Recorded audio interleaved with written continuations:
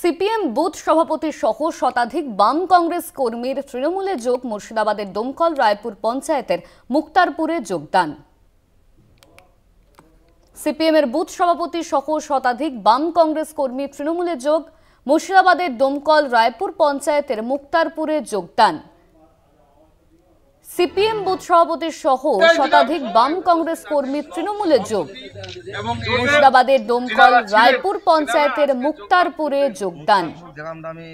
সিপিএমের বুথ সভাপতি সহ শতাধিক বাম কংগ্রেস কর্মী তৃণমূলে যোগ।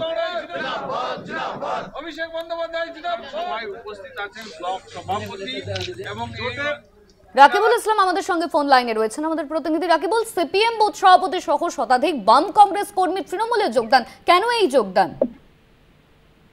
দেখো, এর আগেও কিন্তু এই দমকলের যোগদানের ছবি আমরা দেখিয়েছি একাধিকবার। আবারও তৃণমূলে যোগদান করলেন সিপিএম এর বুথ সভাপতি সহ শতাধিক বাম কংগ্রেস কর্মী সমর্থক, এমনটাই জানিয়েছেন যোগদানকারীর যেটা বক্তব্য যে মমতা বন্দ্যোপাধ্যায়ের যে উন্নয়ন, সেই উন্নয়নে সামিল হতেই কিন্তু এই যোগদান। মূলত সাধারণ মানুষের কাজ করতে গেলে এবং মানুষের উন্নয়ন করতে গেলে এই রাজ্যে শুধুমাত্র তৃণমূল করাটাই দরকার, এমনটাই তিনি মনে করছেন এবং তাই জন্যই কিন্তু তিনি এই সিপিএম ছেড়ে শতাধিক কর্মী সমর্থক নিয়ে তৃণমূলে যোগদান করেছে, এমনটাই জানিয়েছে। অন্যদিকে তৃণমূল যেটা জানাচ্ছেন যে এই যে রক্তবিহীন ভোট, এই প্রথম কিন্তু রক্তবিহীন ভোট হয়েছে গত লোকসভা নির্বাচন।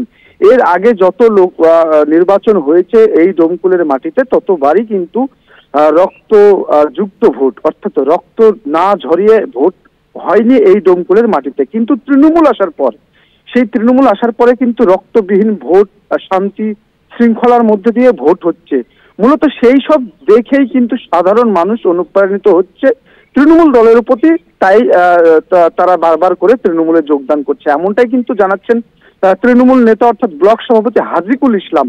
পাশাপাশি জানাচ্ছেন যে একদিকে যেমন বিধায়কের উন্নয়ন, অন্যদিকে সাংসদের উন্নয়ন অন্যদিকে, এবং মমতা বন্দ্যোপাধ্যায় এবং অভিষেক বন্দ্যোপাধ্যায়ের যে কার্যকলাপ সেগুলো একের পর এক দেখছে এবং মানুষ তৃণমূলের প্রতি আকৃষ্ট হয়েই কিন্তু তৃণমূলে যোগদান করছে।